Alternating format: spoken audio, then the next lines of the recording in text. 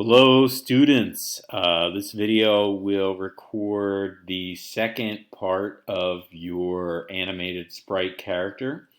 Today we're going to focus on what is keyframe animation and how to create keyframe animation that shows a specific action or emotion. So whether you're doing a full body character or a portrait, you are going to be required to create a short animation that has a minimum of 5 frames and has two synchronous or simultaneous actions going on at the same time. So a little bit about keyframe animation. The way the keyframe animation works is if you break down a complex movement into short sequence of steps, each one of those steps is called a key, or the most important parts of those steps are the keys. So in this example here, where there's a character who's turning his head, there's a keyframe here, and then there's a keyframe here.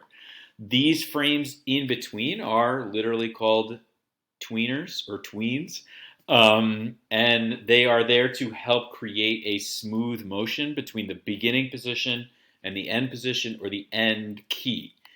In this example from Ned Flanders, it has a beginning position and it has an end position. So he's standing, bouncing up and down and raising his hands. He also has a little movement in the knees and mouth. But the key here is there are no tweens. There are no tween frames in between the beginning and end. So the motion looks a little choppy. It looks a little robotic, animatronic. So with the addition of those tweens in between the up and the down position, it creates a much smoother, lifelike animation, and it also helps to kind of show the whole body is moving together. So as you look at your animation and as you think about your animation, the more complex the movement is, the more keyframes and the more in between frames there are going to have to be. So in running, there are two super important keyframes, right? Left foot down, left foot up, and right foot down, right foot up, and then kind of those transitions in between. But as he is running, everything is moving. So the arms are moving back and forth, the legs are moving together. So this is a very synchronous action. I would say that running and walking are probably the hardest animations to do realistically. But that's not to say that you should not try. But obviously in more complex animations from Pixar and Disney, they're working with 24 frames per second. So in this short, like 2 or 3 second clip from Moana, there are probably anywhere from 60 to 120 frames, synchronizing her mouth, her eyebrows, her hands, her hair.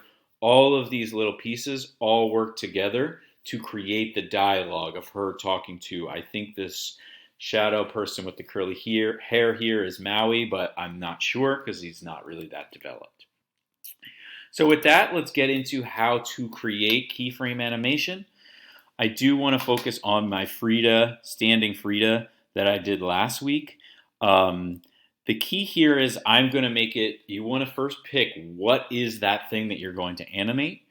I'm going to make it look like she's raising her hand and waving to somebody, and that her head is kind of turning from side to side. But I'll probably do the head turning separately. This video will just get into how to raise the arm. So I'm going to first start by duplicating this frame. I'm sorry, not a blank frame. Duplicating this frame. And I'm only going to focus on this arm and hand in the copy.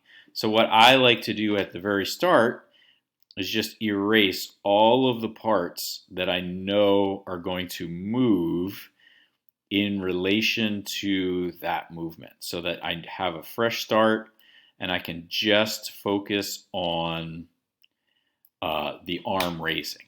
So next I'm going to use my pen tool at 1 by 1 pixels, and I have a beginning and I have an end. So I need to now pretend or use my imagination to draw that end frame as if her hand is up And then this is kind of the end of her collar.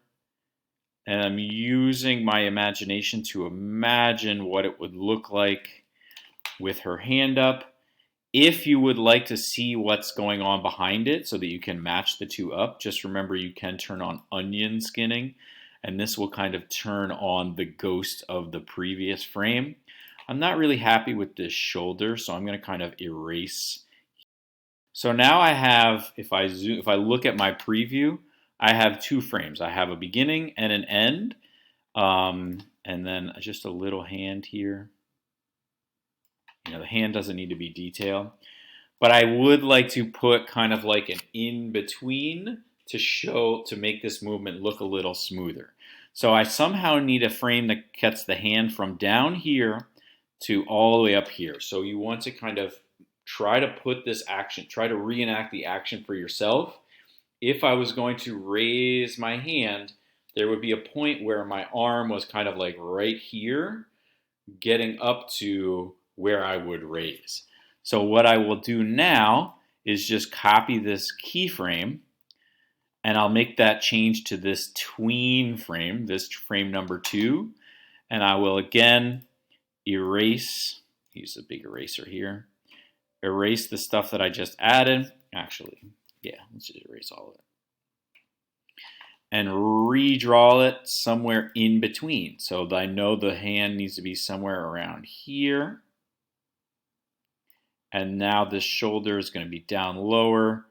And there might be like an elbow here. It's a little complex movement, and then it kind of comes down. So now there's an in-between frame from when her hand is down at her waist to then her hand being up high. And if you look at the preview, right now it looks almost like it's up and then it goes down. There is a very easy fix to kind of make it look like it's raising and lowering. So I'm going to now duplicate the beginning and put it at the end. And I will duplicate the tween frame and put it in between. So I have beginning, peak, and end, and I have tween frames in between. So that is a very easy way to create a 5-frame animation of a simple movement. So it kind of raises up, up, up, up, up. The last piece of this puzzle would be to then just go in and recolor them. Hidden out underneath my portrait, there are the color swatches, so I can use my paint bucket tool and kind of start to pick colors. Oh, I picked the wrong color. Or you can use the eyedropper to kind of pick the right colors for each one. For this part, I do like to turn off onion skinning. So I'll get the right skin tone for her hand. And then again, I might even just use the blouse color. Oh, it disappeared. So I need the darker blouse color here. I would then just repeat those. I'll repeat it one more time, or honestly, I can delete this frame, duplicate this one, and then just put it down here. So that is how you do a short keyframe animation that has 5 frames. I am going to kind of speed up the video and just do in those same 5 frames. I'll also have her turn her head to the middle and then go back. You're welcome to watch the video or just kind of fast forward to the end. If you have any questions about creating your short keyframe animation, the key things to pay attention to are just make sure that the beginning frame and the end frame are the same, that there is a peak to your motion, and that there is an in-between frame kind of on either end to kind of create that smooth motion. And that's how you can get a seamless kind of flow. That's it for me. I'll talk to everybody next week.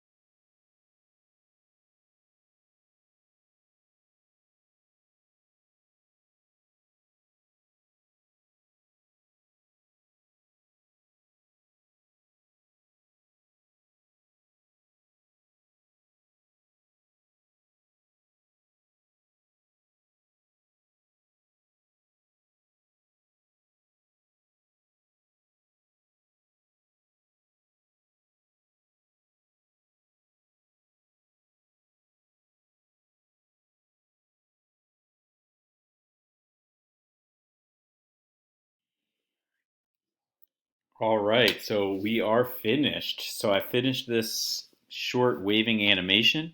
I did add just like probably like another 5 or 6 frames of just her waving to kind of just help give it a little pause so it's not just like up and down, up and down. That way there's a little bit of break during that peak. And if you watch the video, you notice that I moved the eyes and nose were the only thing that the eyes, nose, and hair, eyes, nose, mouth, and hair were the only things that I changed to make it look like she's turning her head.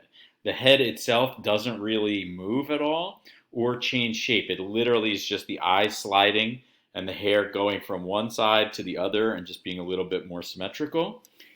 If you have any questions about how to animate your artwork, please email me and we can set up a time to meet. Hope everybody's safe and well and have a great day.